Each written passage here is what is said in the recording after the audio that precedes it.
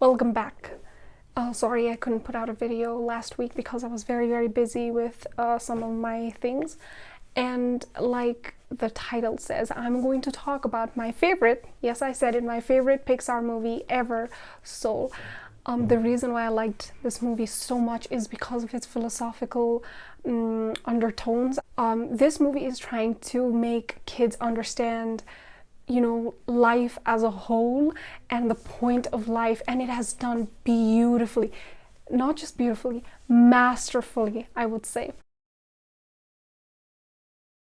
So the protagonist's name is Joe Gardner. He is an African American jazz musician who's currently working as a teacher, jazz teacher, and he is struggling to have his break, or the gig that will give him the break, right? And he idolizes this jazz musician. I don't remember her name, but eventually he gets to meet her and work with her in her band. The reason why I really loved this protagonist is because of, number one, Jamie Foxx. I think he has done a phenomenal job being Joe Gardner, and I love his voice. And the second reason is that he is a very relatable character. I think we've all been in a certain point in our lives and our career where we really wanted to reach one certain goal, and we just could not do it, and that was the only thing that we were looking forward to or working so hard for. And this is why, like, Joe Gardner is extremely relatable, because he's trying to reach that same sort of milestone in his life. This is why I'm giving him a full point of 2, because he's a very likable and relatable character, and also because of Jamie Foxx. There is another protagonist named 22, and like Joe Gardner, 22's struggles are also very believable, that she wants to prove herself, but she has this kind of wall around herself. Like, she feels like no one's going to understand her no matter what, so she has this wall around herself and she does not let anybody in. So I really think that 22 is also a very compelling character, and this is why I'm going to give protagonists a full score of 2. Now this movie has like not exactly an antagonist. I think the antagonist's name is Terry, and he's just an accountant who's working to, balance all of these souls. He's just counting how many souls have left, went to the great beyond and everything. And he kind of sees a calculation problem, which means that he saw a soul missing. A soul is missing from going to the great beyond, right? And because of this, Terry is not really an antagonist. I can really relate to what he's doing because he's very work obsessed, I guess, and this is why I'm giving him a full point of, not a full point, a point of 1.5. I didn't give Terry 2 because I really think that Terry was not a real antagonist. According to the criteria that I have, an antagonist is going to be an antagonist if he is in, direct conflict with the protagonist, which he is, but he's not a very compelling one, so to say. This is why I'm giving him 1.5. However, Terry was very entertaining to watch on the screen as well. I don't know, he grabbed my attention, I would say. Okay. Well, the motivation of the protagonist is very much understandable. He finally had his big break and he just died, and he wants to go back to Earth because he feels like he can turn his life around from being a jazz teacher to playing his jazz music every day with his idol. And I can completely understand, because if at this point of life, if I die, I think I would feel the same thing, because I kind of feel like I'm in a point of life where I can achieve more. And if I die right now and my soul is somewhere between the great beyond and the Earth, I would definitely want to go back to Earth, because I would feel like, I can accomplish a lot more. This is why the protagonist's motivation is so much relatable and so much understandable when it comes to 22's motivation. So her motivation is to get the Earth card so that she can go to Earth after the movie, you know, starts after some time. But in the beginning, I don't really think she has a motivation because she has had so many soulmates, so to say, for so long, and she has not been able to crack anything. Like, no one has been able to crack her, no one has been able to mentor her into going to Earth. She has not been able to find her, you know, spark, I guess, right? And I really think that because of all of this, I think inside she feels really depressed, but not as depressed as the Lost Souls, which we will be talking about, but she kind of has this wall around herself because she feels like she's very inadequate. A lot of other young souls have already found their purpose and found their spark and went to Earth, but she just can't find it. She couldn't find it for so long. This is why she has this wall around herself that she never ever wants to, you know, go to Earth. And she has actually, I think she has convinced herself that Earth is not worth it. You know, she just does not want to give Earth a chance. And I really think that, like Jo Gardner's motivation, her motivation is very much understandable. Which is why I'm giving both of the protagonists' motivation a full score of 2. So next we're going to be talking about the motivation of the antagonist. It's very interesting to watch Terry on the screen, like I said, and his motivation is very understandable because he has been doing, I don't know, this balancing work for so long, and I think he prides himself that he has never made a mistake, or, you know, all of these souls he has sent to the great beyond. I think he sees that as a very big achievement, which is why he's so hell-bent on finding Jo Gardner. And I really think it's very believable that he wants Jo Gardner back. I would say Terry is a very obsessive character, and I completely understand because, you know, if I was doing the same work for so long and so well, and suddenly there was something wrong in the work that I was doing, or there was something wrong in the numbers, I would definitely bend everything at my will to, you know, to bring the numbers, to balance the numbers. Next, we will be talking about the story of the movie. If I had the capability to give it a 20 out of 2, I would definitely give it, but I can't. So I think this is kind of a spoiler alert. That story is gonna get a full point of 2. But why 2? The story is extremely engaging, and how the arc of Jo Gardner and how the arc of 22 is shown is also extremely beautiful. I think a lot of people have mentioned that, you know, the soul swiping has been done before and it's gonna get very jarring. When the soul swiping happened, honestly, I also felt like in the back of my head, like, oh my god, so is this gonna happen again? But it just turned out to be something extremely different. Like, Jo started seeing the joy in life, right? Because of 22, how 22 lived every moment that she was in Jo Gardner's body. And I think this is why it makes, you know, the story so engaging, is the fact that one character is teaching another character about something, right? About something that the other character has already forgotten. And this is why I think the story is extremely, extremely good, extremely engaging. I would say it's even better than Toy Story. It's better than Inside Out. It's better than Coco.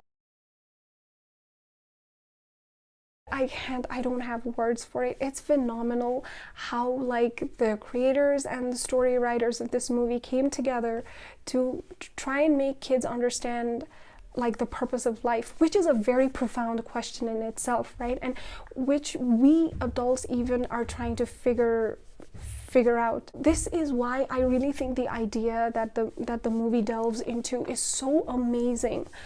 I can give you some, not examples, I think there are 4 main points that I have noted down in my notebook. So the first one is the idea of lost soul. And the idea of lost soul has been differentiated so well with the, let's say, living soul, so to say, right?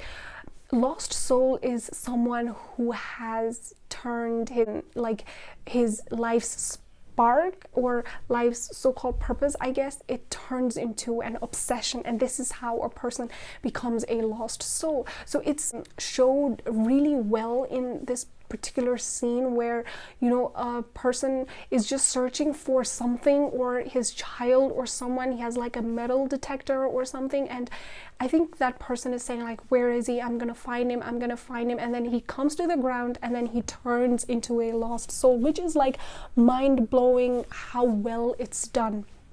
So this is the first idea that I love about the movie. Okay, the second is the zone. I really think this was, of course, very impressive. The zone is also a very interesting idea where a person is, you know, so engrossed and so much into the thing that they're doing that they completely zone out of their existence and be completely engrossed in their own thing, right? So I think this happens to a lot of people. I think I zone out when I'm cleaning. I think I also zone out when I'm singing or I'm playing the guitar, because it's a very senses intensive kind of thing where you use your hands and your ears and your eyes, right? And when I'm cleaning, I zone out because I love the idea of cleaning. It's just like some sort of a meditation to me. It's like the idea of fixing something, I guess, right? So this is like, I'm sure like other people also have these ideas of zoning out. They zone out to a different realm when they're doing something that they love. So this is zoning out, which I also love the idea of. The other thing that I really loved in ideas is where personalities are assigned. I kind of felt very iffy about, you know, personalities being assigned beforehand, but it was just done so well and so in such a funny way. Like, I don't know, I think there was this presentation where all of these young souls were supposed to introduce themselves, and one of the souls were like, I'm a megalomaniac, very manipulative and everything, and he said it with such a straight face. It kind of made me laugh because it kind of felt like the young soul did not understand the ramifications of what he was saying, or the ramifications of what he was about to become when he reached Earth, right? So I think this is why I really loved, you know, the idea of personalities being assigned beforehand, like before you are, you know, sent to Earth.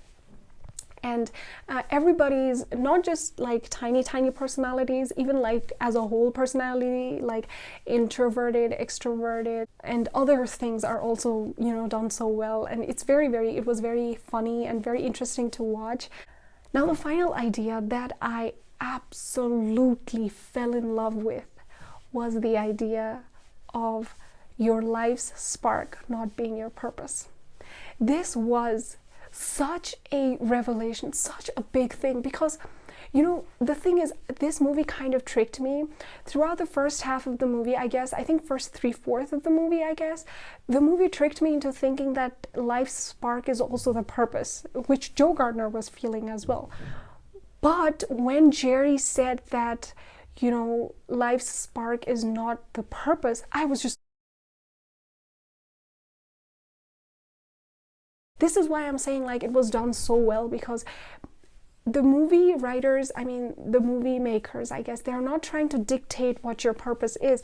They were just saying what a person's spark can be, like something that makes them want to, you know, live longer, I guess. I don't know, it's still, this is why I say like it's a very philosophical movie, because it's still very difficult to understand. I watched it 2 times, and the second time I watched it I made a lot of notes, and I still have difficulty wrapping my head around it, because your life's spark is not your purpose is such a big revelation. I think the thing is that your spark, life's spark, can change. 2 seconds later. Your life's spark, I guess, it can stay the same, but your purpose can change. Is that it? I don't know, but I really think it's like this. Maybe if you have some other ideas on it, please let me know down below.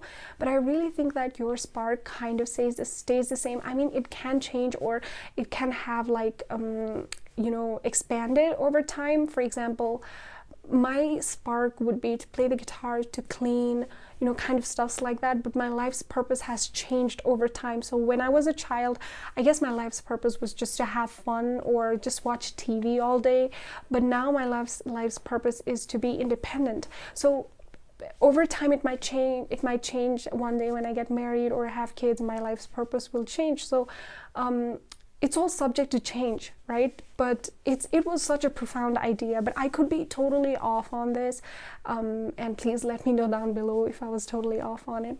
Idea gets a score of 2 on 2. I wish I could give it a 200 on 2, but it's not possible, unfortunately. Okay, so in this movie I have kind of removed the logic part, the logic criteria, because of course this movie does not have any logic, and I guess I should have removed it from Wonder Woman, but Wonder Woman 1984, I mean, but Wonder Woman 1984 was so terrible that I had to bring the logic part into it, because every movie establishes its own universe by making a movie, right? So you have to stick to the rules of the universe. But in Soul, you can't really judge this movie on the basis of logic, because that does not really happen. So I replaced logic with music. And like everything else in the movie, the score was amazing.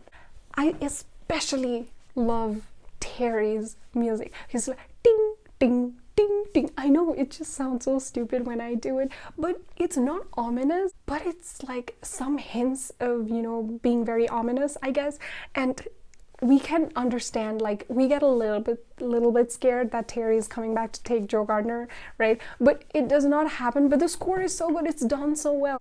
I love, you know, the montage of him playing the piano, because it's so beautiful. It actually makes him live through the montage, and it actually had, you know, tears in my eyes when I watched him play the piano and the montage was going with his dad, you know, and he was seeing all of his life, you know, throughout the montage, which was just so beautiful. This is what I'm saying. The score in this movie is so good. It's just it's done extremely well.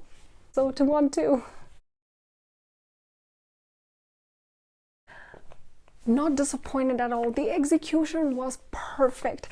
Like I said, this is a movie that's trying to explain to kids, you know, the purpose of life, I guess, as a whole, the philosophical meanings behind life, I guess, and it has done it so well. As a whole, what I would like to say is that the execution of the entire idea of the movie was like 100% good, because they didn't miss a single point on, you know, explaining other people, you know, what their movie was about. Or it was done so well trying to explain kids and adults the philosophical undertones of the movie. It was done so perfectly. This is why I'm giving it a, you know, full point of 2. I think the rules have been established quite well in this movie, but the thing that I didn't like in this movie, which is not a very big deal because the execution and the story was so good that I can forgive it, but since I have a criteria, I have to mention this. I didn't like the fact that Joe Gardner, after he went back to Earth, he just was able to come back to the soul world without any problems. He just started playing and then he zoned out and then he went into the soul world. This is why I'm just giving it a score of 1.5. So the start of the movie was really great, because we were able to understand Joe Gardner, his struggles, what he wants to do in life, right, his idols and everything, and his family, I mean his relationship with his mother. And of course, and the introduction for 22 was also very good. Like, we were able to understand that she's an outsider in the soul world, within the young souls. She wasn't able to find her spark for so long, and she has just given up. She has this wall around herself. So because of this, I am giving this criteria full score of 2 as well. Now this is again where I hesitate to give this section, this criteria, full points, because the ending was really good, of course, but the thing is that after, you know, Joe Gardner went back to Earth and 22 was also there, I was very disappointed to, you know, to not see what Joe Gardner did, how he started living his life, you know, every moment of his life. And I was really disappointed that we weren't able to see what 22 was doing, where she ended and everything. Maybe they wanted it to be an open-ended kind of, you know, conclusion, but I would have really liked to see what 22 was, where 22 was and what she was doing, and I would really have loved to see how Joe Gardner started living. Or does it have a very dark kind of conclusion that, you know, you just learn at some point in your life that, you know, life is very, very precious, and then slowly you start getting back into the monotony of life, and then you just forget living life all over again. Okay, getting darker. This is why I'm giving ending a score of 1.5 out of 2. The originality was, of course, I have to give it a full score of 2, because I mean, nobody has done this, right? It's executed so well, it's done so well, the idea is so good.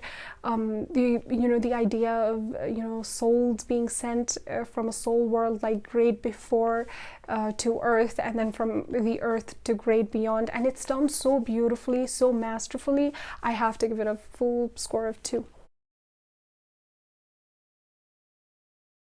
Again, I have to give it a full score of 2 because this is a very, very creative movie. Of course, it deserves a full score of 2.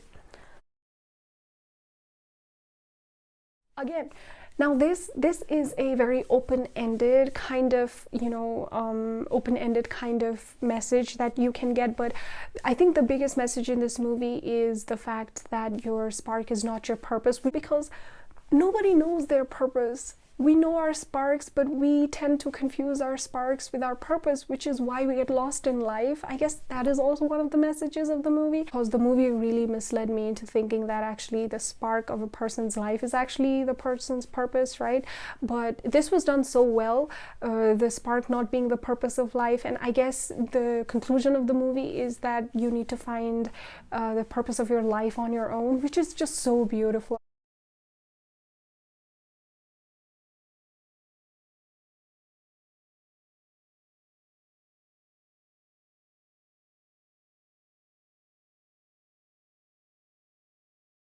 So there are other points that I would like to talk about. The first point is this movie shows, you know, the fact that you strive for a certain point in your life so much, and a single thing can just take it all away.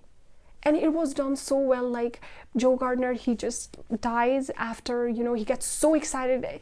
He's at the lowest point in his life, right? So the only way to go is up, and then he just dies, and then he just feels so hopeless that he can never achieve it because he's dead. It's done so well, and I could really relate to it because it made me think, what if that happens to me? Because my biggest goal in my entire life is to be independent, never to depend on my dad for financial security. Most of the time I don't want to need his help because he has done more than enough, right? So what if that happens? What if I'm about there and then something happens and I can't?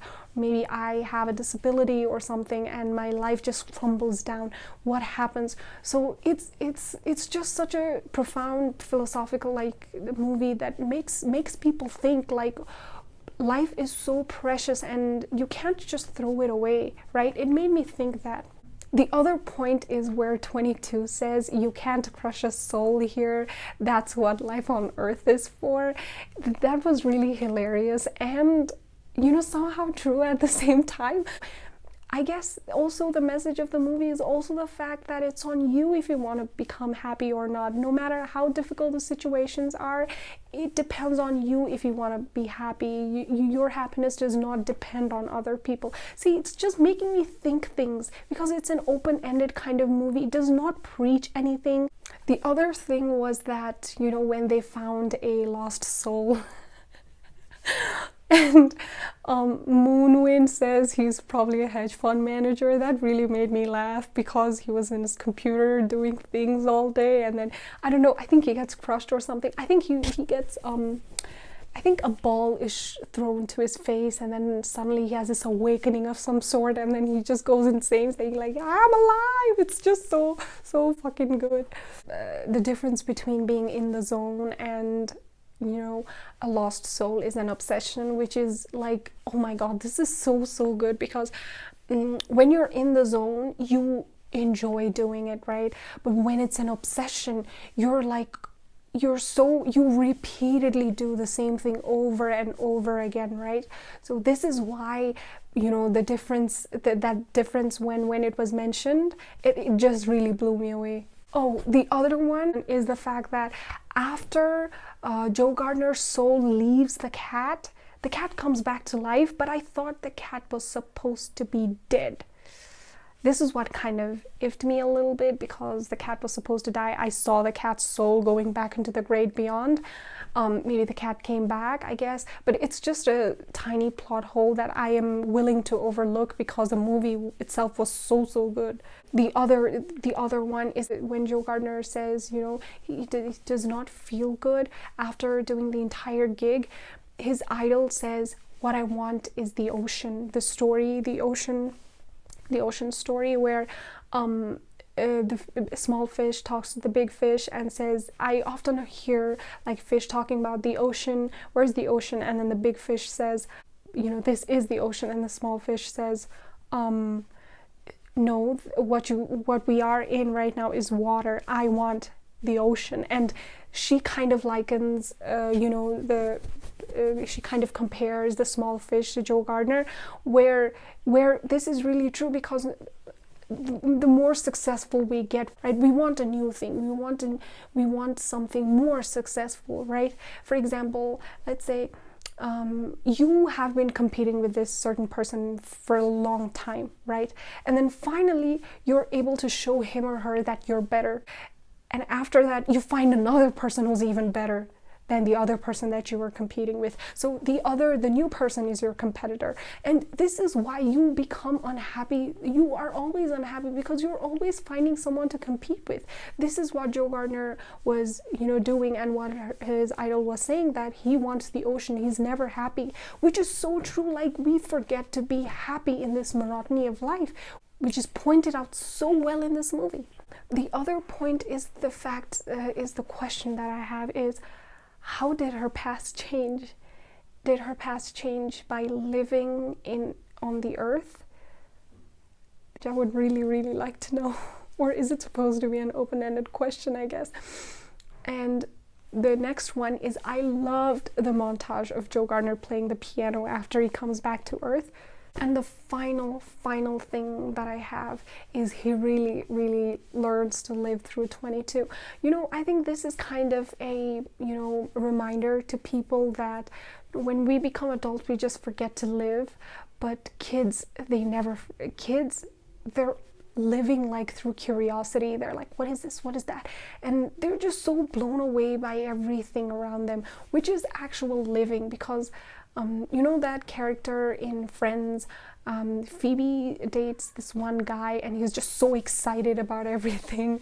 I mean, yes, that does get annoying at some point, but I guess that is the way to live, because as long as you are happy, you shouldn't be caring about other people, right?